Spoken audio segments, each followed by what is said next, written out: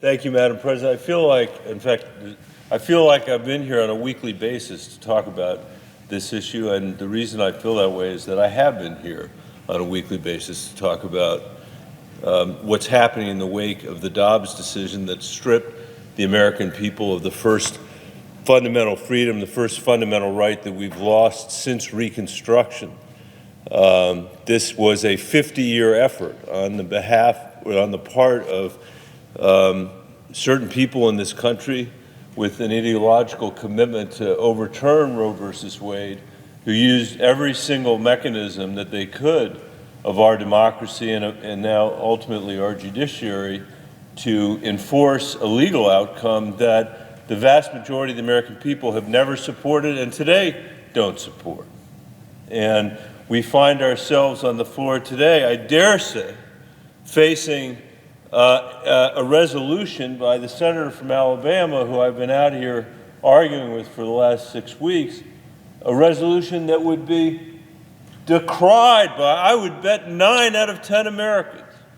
I'll be fair, 8 out of 10 Americans.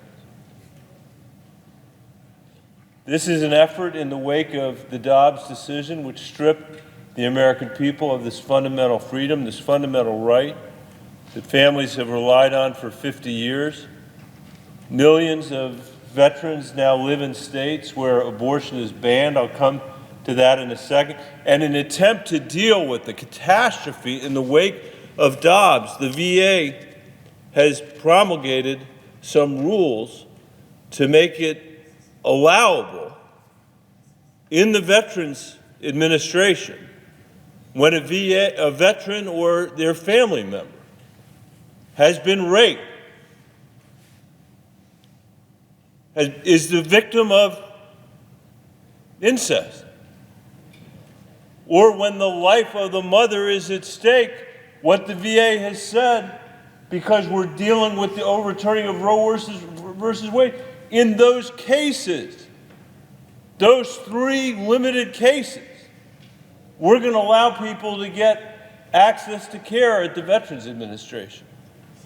That has set off the senator from Alabama, who is now trying to get the Senate to pass a resolution to ban that, so that veterans and their families who are the victims of rape, who are the victims of incest, where the life of the mother is at stake, cannot get medical care at the Veterans Administration.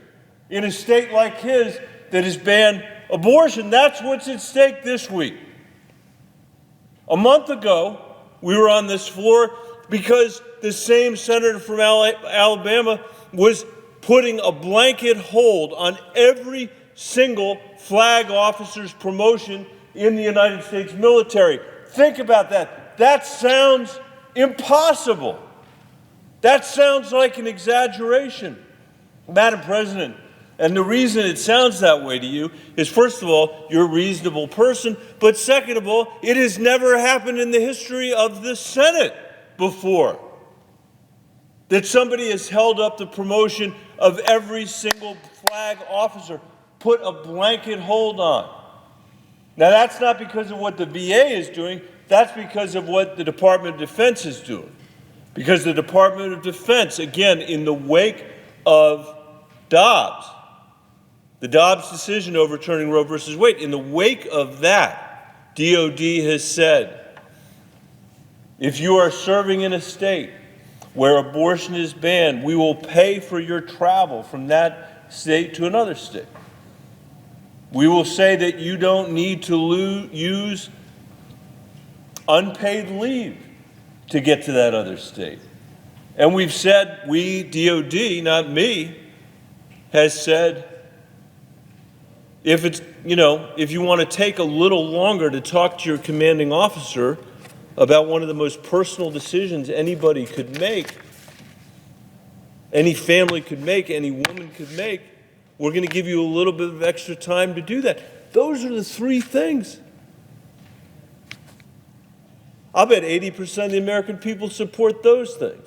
And I guarantee you, more than 80% of the American people do not support the idea that we're going to hold up every single flag officer who's coming here for a promotion at a moment when Putin has invaded Ukraine and China is rattling their saber over their idiosyncratic view of how the world ought to work. I heard somebody today said, well, this veterans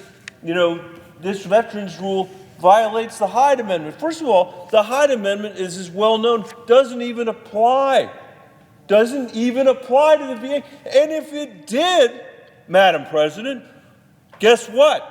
There are 3 exceptions to the Hyde Amendment: rape, incest, and the health of the mother. So they're even trying to turn back Hyde. That's what they're trying to do on the floor of this Senate. And they're messing with the readiness of the American armed forces to do it. What brought us here? What brought us here was the Dobbs decision. What brought us here was a court packed with a wish list of people that for 50 years have been fighting for an originalist, so-called originalist, made up, but an originalist conception of constitutional law. And they finally found a guy in the form of President Donald Trump who is willing to put these people on the court.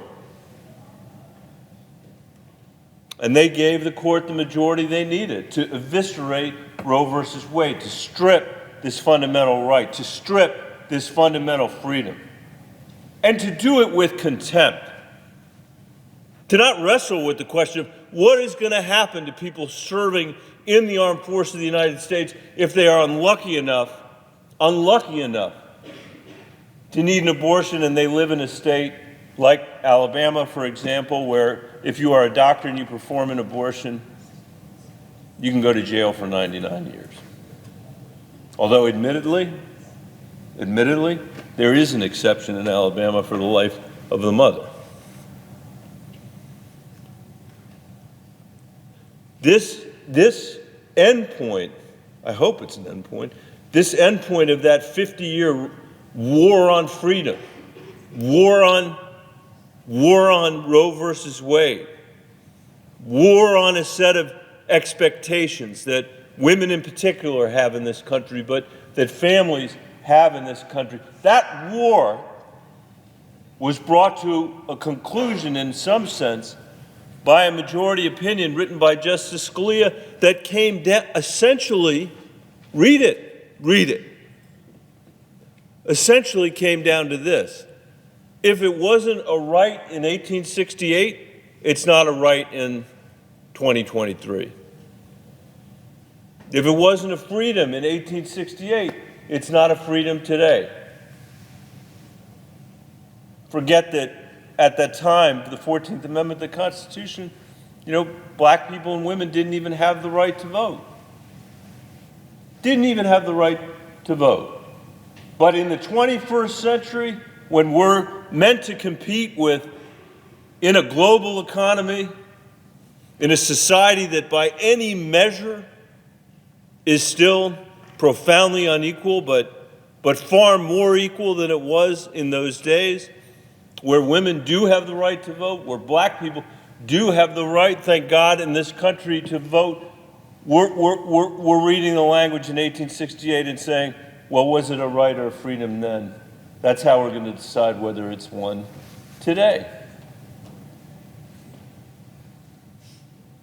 In the early 90s, when I was in law school, and when we knew that it was at the dawn of originalism, that was happening right then. It was part of the Reagan Revolution. It was part of law and economics. It was part of making the shareholder the supreme being in the United States of America. It was part of that whole measure, that whole time period in the country's history. That's when some genius, and they were a genius, came up with the word originalism to describe a legal ideology that says we're only going to look in the rearview mirror to figure out what our rights are today, as if they could divine the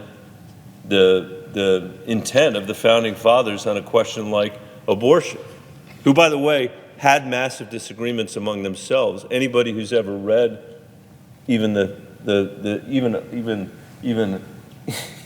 even a signpost or a tourist some sort of signpost on the side of Independence Hall in Pennsylvania, and Philadelphia knows how many disagreements the founders had with themselves. The idea that somehow you're going to divine their one view about what the Constitution should say, it is preposterous. But here we are. Here we are. And we were told when this happened, don't worry about it. This is just a matter of the Supreme Court sending this right, sending this fundamental freedom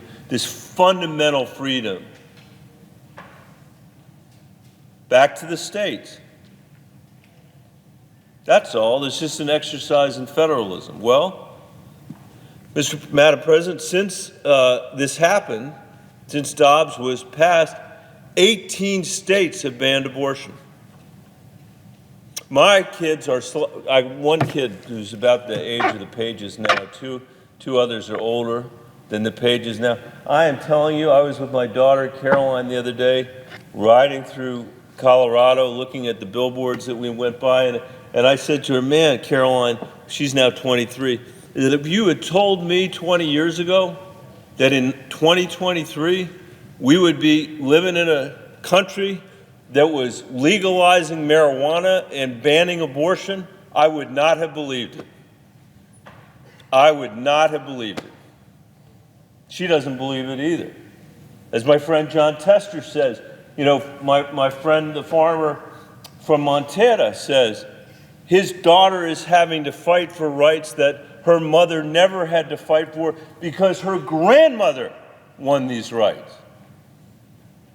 And now we're rolling it all back because the Supreme Court majority that Donald Trump made possible after all these years, after all this effort to strip the American people of this freedom, has decided if it's not a right in 1868, it's not a right today. So 18 states have banned abortion.